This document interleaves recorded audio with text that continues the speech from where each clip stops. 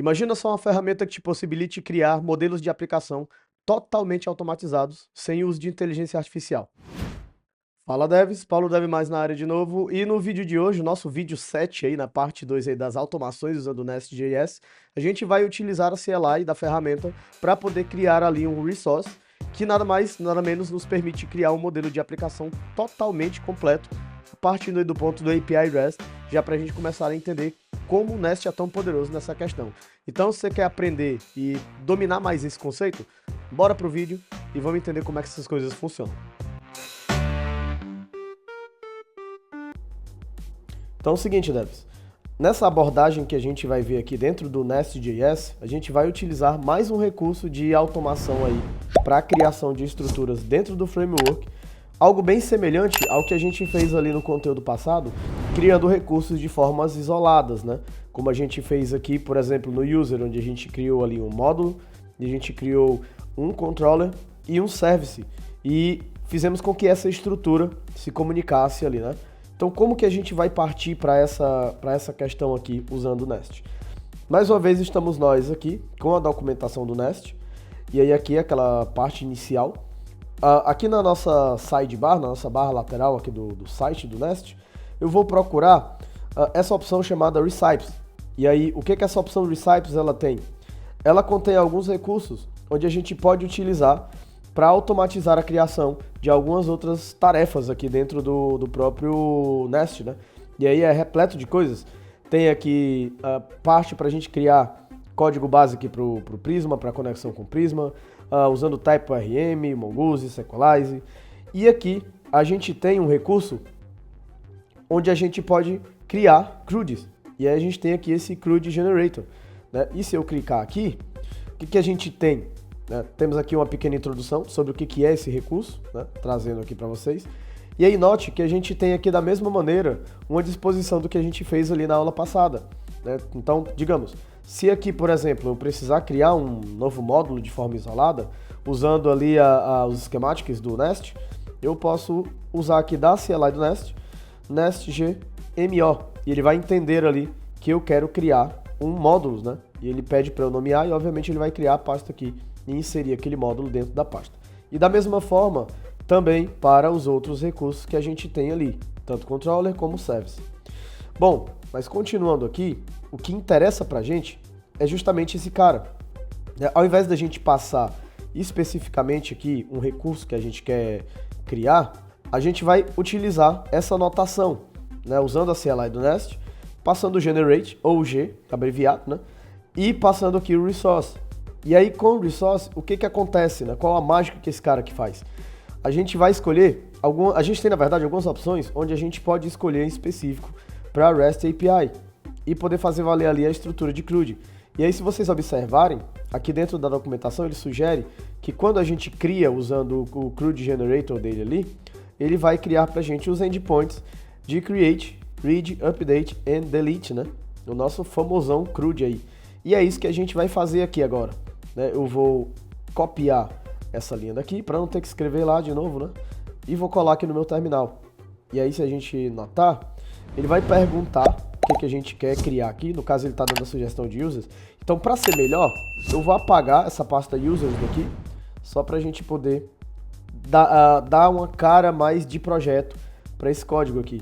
E aí eu vou aproveitar também para apagar aqui o controller, para apagar também o nosso service, e acho que é isso. E o nosso app models ele tem que ficar porque ele está se comunicando ali diretamente no nosso main, né? Como a gente viu na primeira aula aí, ele é o cara responsável por conectar a nossa estrutura ali no main. E aí ele está dando alguns erros aqui por questão de lint, ponto para o Nest nesse sentido, né? E a gente vai apenas limpar aqui o que não precisa. Posso manter esses arrays vazios, não tem problema nenhum. E aí aqui agora, ele pergunta qual tipo de recurso que eu quero criar. No caso que ele sugere que eu insira algo no plural, né? É um módulo que a gente está criando ali. E eu vou criar o users novamente. E aí, aquilo que eu falei para vocês, ele oferece aqui algumas opções para a gente criar a partir de uma API REST, usando o GraphQL, ou com Code First, ou Schema First, microservices e WebSockets.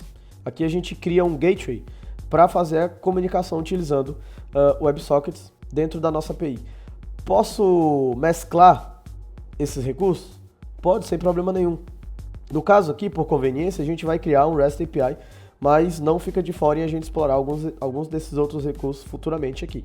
Então, eu vou escolher a opção, ele vai perguntar se eu quero gerar ali os entry points para o CRUD, eu vou dizer que sim, e aí ele já gera aqui para mim. Vocês notem que é super rápido, né? Ele ainda está fazendo aqui a instalação dos packages, mas o que ele fez basicamente aqui foi criar toda a estrutura de dentro do nosso users, atualizar ali o nosso package JSON, que ele instala algumas dependências, inclusive a gente pode até verificar aqui no nosso source control, que ele criou aqui algumas coisas pra gente, né? Ele inseriu, na verdade, não tá aparecendo aqui por algum motivo, mas eu sei que ele adicionou aqui o source map support e adicionou também o mapped types, alguma coisa do tipo, não lembro agora, teria que dar uma olhadinha depois para repassar para vocês. Tá aqui, Nest Mapped Types, esse cara que ele insere. E aí eu mostro para vocês mais na frente o que esse cara representa ali para nós. E na continuidade ele atualizou o nosso App Module, que é o nosso módulo central. Então hoje a gente tem aqui o nosso Product, que vai evoluir, em outro momento a gente vai tocar isso daqui, e o User Module. E aí dentro do User Module, note que ele criou a mesma estrutura base que a gente havia criado anteriormente, só que de forma individual, só que ele de quebra nos deu aqui mais duas pastas, uma chamada DTO, que é o nosso Data Transfer Object, os nossos objetos de transferência de dados aí entre as camadas, e a nossa Entity.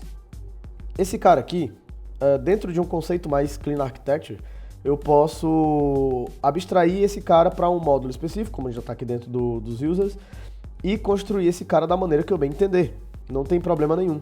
Porém, se a gente analisar a estrutura aqui do projeto Nest, a gente vai perceber que ele, dentro desse entity, e aí eu preciso encontrar esse cara aqui para poder mostrar para vocês, entity, load entities automatically, acredito que aqui ele nos mostra alguma coisa. Bom, tá aqui. Ele é decorado por esse @entity, que é o decorator que vai especificar ali a nossa entidade. Porém, dentro da estrutura opinada do Nest, eu acabo dizendo que esse cara ele vai obedecer um modelo. Geralmente a gente utiliza ali para banco de dados, utilizando bancos SQL, bancos SQL ali. Esse cara aqui, ele vem ali, ele é muito bem-vindo, né? Por acaso a gente não vai usar essa estrutura, mas vamos deixar ela aqui por enquanto, né? No desenvolvimento aqui eu vou apresentando isso para vocês direitinho.